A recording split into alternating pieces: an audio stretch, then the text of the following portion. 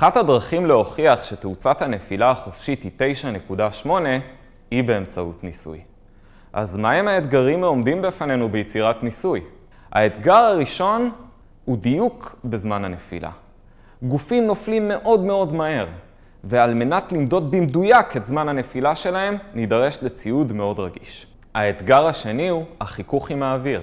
כידוע, החיכוך עם האוויר מאט את הגופים הנופלים. על מנת לצמצם את השפעת החיכוך, נבחר בגופים בעלי שטח פנים קטן ומסה גבוהה, כך שהחיכוך עם האוויר יהיה עבורם זניח.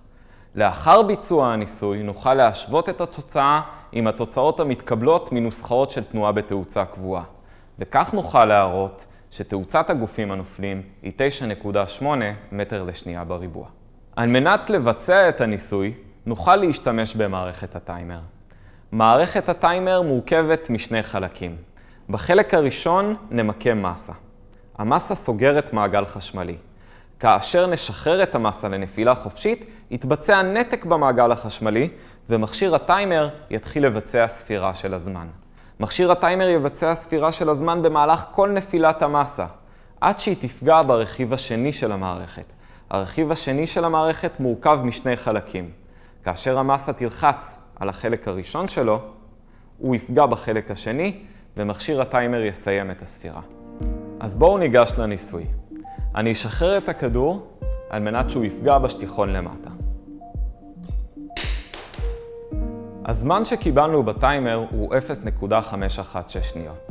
נשתמש בזמן הזה ונציב אותו בתוך נוסחה לנפילה בתאוצה קבועה.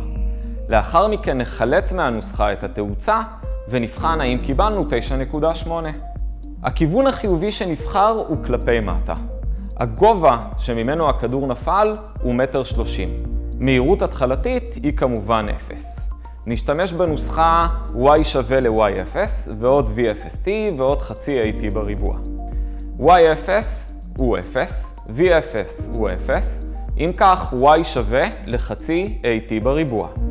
y הוא 1.3, t הוא 0.516, נציב בנוסחה וקיבלנו אם כך שהתאוצה היא 9.8. בדיוק התאוצה שאותה רצינו לקבל, תאוצת הנפילה החופשית שגלילאו מצא.